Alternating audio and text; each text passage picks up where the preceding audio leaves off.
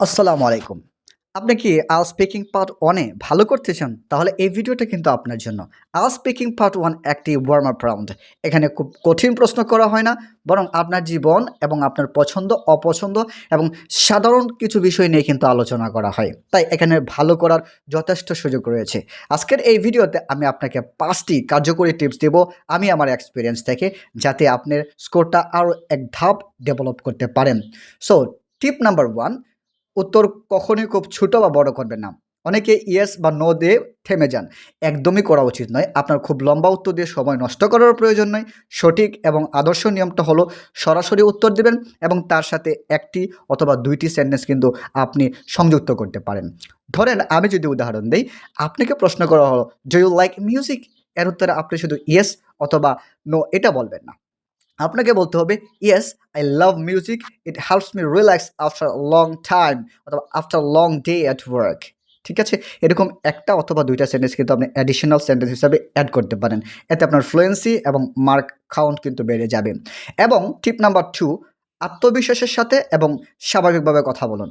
মনে রাখবেন, এটি কোনো জ্ঞান যাচাইয়ের পরীক্ষা নয়, বরং ইংরেজি বলার দক্ষতার পরীক্ষা। তাই রোবটের মতো মুখস্থ উত্তর না দিয়ে পরীক্ষকের সাথে এমনভাবে আপনি বিহেভ করবেন যেন সে আপনার বন্ধু, তার সাথে আপনি গল্প করছেন।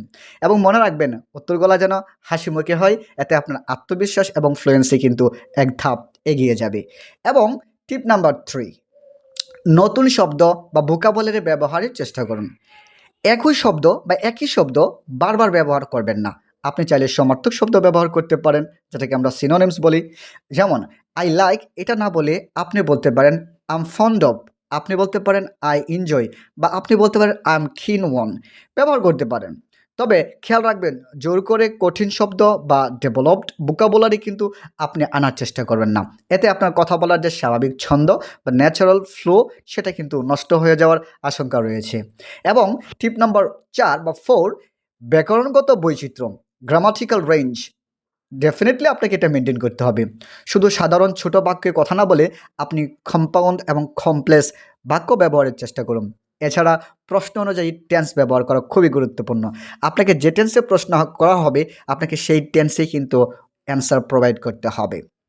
যেমন আমি যদি বলি, কীভাবে আপনি কমপ্লেক্স করতে পারেন, বিকজ, অলদো, ইভেন দো, এই শব্দগুলো ব্যবহার করে আপনার সেন্টেন্সকে আরও লং এবং ডেভেলপ করতে পারেন। সর্বশেষ এবং ৫ নাম্বার টিপসটা হলো, সাথে সাথে উত্তর দেওয়ার অভ্যাস করুন। পার্ট 1 এ খুব বেশি চিন্তা করার সময় থাকে না।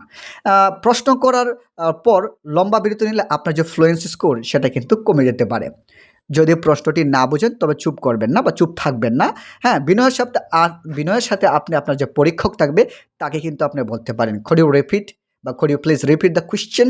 মানে প্রশ্নটা কি আপনি আরও একবার করবেন। এতে উনি কিন্তু বিরক্ত হবে না। উনি প্রশ্নটা আবার রিপিট করবে, আপনি বুঝতে পারবেন। তো মজার বিষয় হচ্ছে, আপনি যদি এই ৫ টা টিপ মেনে চলেন, তাহলে আপনার স্কোর কিন্তু এক ধাপ এগিয়ে যাবে। আমি আরেকটা কথা বলতে চাই বা একটা প্রো লেভেলের টিপ দিতে চাই। আপনি যদি পার্ট 1 এ ভালো করতে চান, এক্ষেত্রে আপনার আয়নার সামনে দাঁড়িয়ে কথা বলার প্র্যাকটিস করতে হবে। এতে আপনার জড়তা কাটবে এবং শরীরের যে ভাষা বা বডি ল্যাঙ্গুয়েজ বা গেস্চার, সেটা কিন্তু আরও এক ধাপ এগিয়ে যাবে।